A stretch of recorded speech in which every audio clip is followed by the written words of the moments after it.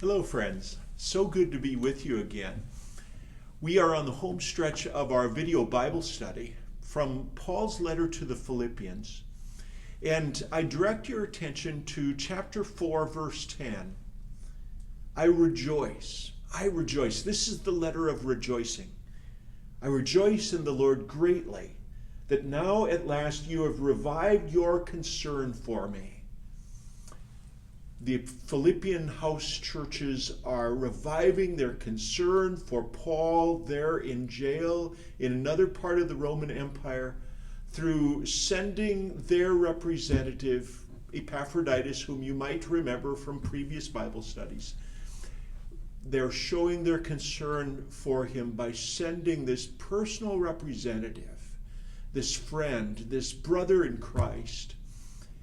And can it be my prayer? Can it be your prayer? Can it be our prayer that in this season of so much turmoil around the elections coming up just 5 days from now, can it be our prayer to revive our concern for one another, for what is good for all? Indeed, you were concerned for me, the Apostle Paul says, but had no opportunity to show it. Now you do. Now you're taking advantage of this. You're reviving your concern for me, Paul is saying. Not that I'm referring to being in need, for I have learned to be content with whatever I have, Paul says. I have learned, Paul writes. The Christian life is a school where we are always learning, whether we are clergy, whether we are laity, whatever our age, whatever our circumstance in life, the Christian life is a school where we're always learning and we're always undergirded and energized by the grace of God, the unconditional love of God for us. I have learned, Paul says, to be content with whatever I have. You know, it raises the question, does the Christian life have to be an acquiring life, an acquisitional life, where we always have to be acquiring more and more? The Apostle Paul has some different ideas about that. He says, I know what it is to have little, and I know what it is to have plenty. Either way is okay, he says. In any and all circumstances, I have learned the secret of being well fed and of going hungry, of having plenty and of being in need.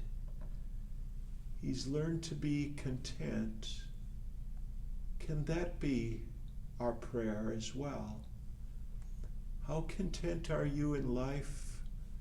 How are you a lifelong learner in the school of sharing love, sharing truth, sharing hope, sharing justice, being content, living with Jesus Christ?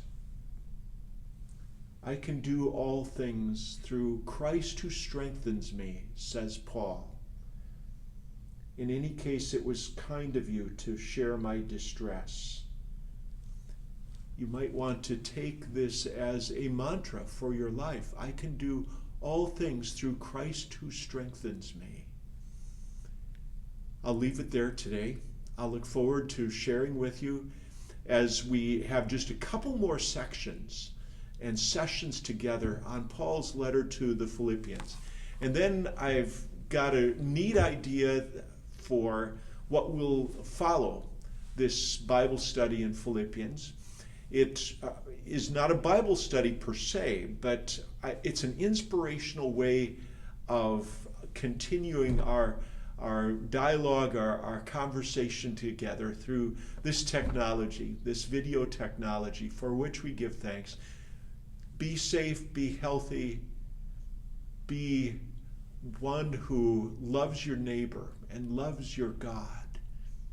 Thanks for joining me.